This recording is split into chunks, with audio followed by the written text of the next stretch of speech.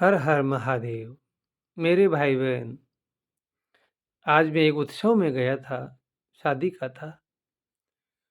उसमें मुझे देखकर मेरा हृदय इतना विदीर्ण हुआ, मुझे बहुत दुःख हुआ, मुझे पछतावा हुआ, हे प्रभु! इन लोगों की बुद्धि इतनी मारी गई है, मति मारी गई है, सोचो इनसे इनको कौन-सा नरक मिलेगा। अन्न को देखा तो लोग भरी की भरी पत्तलें छोड़कर उठ रहे थे।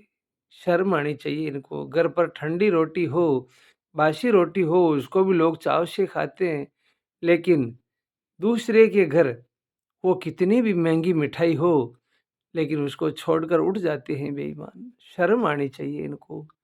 दूसरी ओर देखा, आजकल जो कई लोग अपने आप को जो बहुत बड़े वीआईपी मानते हैं, इन लोगों को देखा, जो जल के आजकल जैसे शराब का पवा होता है ना, इस नुमा एक वो पैकेट आता है पानी का, छोटा-सा बोतल, उसमें कुछ 2 घूँट पी और उसको फेंक देते हैं। शर्म आनी चाहिए। अरे! जल और अन्न साक्षात ब्रह्म है, क्योंकि इससे हमारे प्राणों का पोषण होता है और प्राण पोषण करता, सोचो इधर ठोकरों में पड़ा रहे, उस झूठे भोजन को आप नाली में फेंकेंगे, उसका पाप नहीं लगेगा?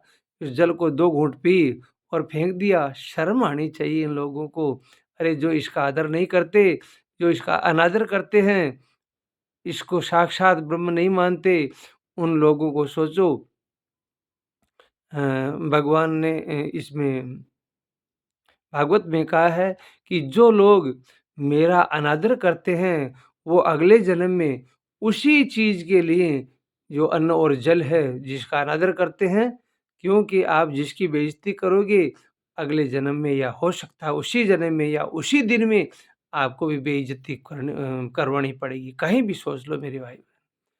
तो उस अन्न को, उस जल को साक्षात ब्रह्म मानना चाहिए, क्योंकि अगले आप अगर अपमान करोगे तो अगले जन्म में उसके लिए तड़प-तड़प कर मरोगे, तड़प-तड़प कर मरोगे आप लोग। क्यों?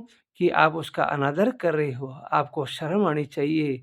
मुझे बहुत दुःख हुआ मेरे भाई-बहन, बहुत दुःख हुआ। ये लोग कितने मूर्ख होते जा रहे हैं, अपने आप को पता नहीं क्या मानते हैं। मुझे बहुत दुःख हुआ आज उस देख कर के उस घटना को। ये लोग अन्न को ऐसे ही बहा रहे हैं, इस पानी को ऐसे ही फेंक रहे हैं, पाँव तरह कुचला जा रहा है। पता नहीं इन लोगों की बुद्धि इतनी भ्रष्ट क्यों हो गई है? और ये लोग क्या जवाब देंगे भगवान के अगर भगवान कभी माफ़ नहीं करेगा इन लोगों को। राधे, राधे, राधे, राधे।